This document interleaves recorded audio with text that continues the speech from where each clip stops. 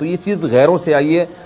غیر مسلموں سے ہمارے معاشرے میں, جو ان کی موویز دیکھ دیکھ کے, فحش فلمیں دیکھ دیکھ کے نوجوانوں میں اس چیز نے سرایت کیا, ورنہ یہ انسان طبی طور پر اس عمل سے بہت زیادہ نفرت کرتا ہے. کوئی بھی شریف الطبع آدمی ذہنی طور پر اس کے لیے تیار نہیں ہوگا. تو میں پھر بھی یہ کہہ رہا ہوں کہ بہرحال علماء اس کو ناجائز اور حرام نہیں سمجھتے, اس لیے کہ میاں بیوی ایک دوسرے سے جس طرح سے چاہیں استمتاع کر سکتے ہیں, لیکن سخت ناپسندیدہ بہرحال ہے اور مکروہ چیز ہے, اور اس قابل نہیں ہے کہ اس کی حوصلہ افزائی کی جائے. یہ اس کے بارے میں ہے کہ جب یعنی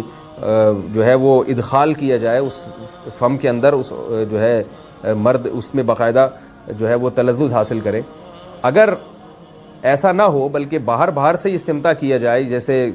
بعض جگہ ایسا ہوتا ہے کہ کیا نام ہے, عورت کو اس چیز سے گھن آتی ہے کہ وہ اپنے منہ میں اس گندگی کو لے کر جائے, تو پھر بعض شوہر زوجہ کو مجبور کرتے ہیں کسنگ وغیرہ پر, تو یہ کم درجے کی کراہت ہے. یعنی یہ بھی ناپسندیدہ تو ہے مگر یہ اس درجے کا مکروہ, اس درجے کا ناپسندیدہ نہیں ہے. دوسری بات یہ کہ یہ جو میں نے پوری ڈیٹیل بیان کی ہے,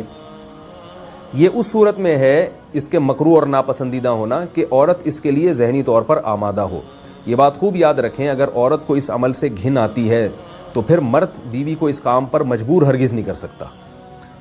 کیونکہ یہ نکاح کے جو ایگریمنٹ ہے, مقتضیات ہیں, اس کے خلاف ہے. یعنی اس میں داخل نہیں ہے. عورت اپنے آپ کو ہم بستری سے تو نہیں روک سکتی, مرد جب چاہے گا بیوی سے ہم بستری کر سکتا ہے, عورت کو اجازت نہیں ہے, لیکن خاص اس عمل سے عورت مرد کو روک سکتی ہے اگر وہ ذہنی طور پر اس کے لیے آمادہ نہیں ہے.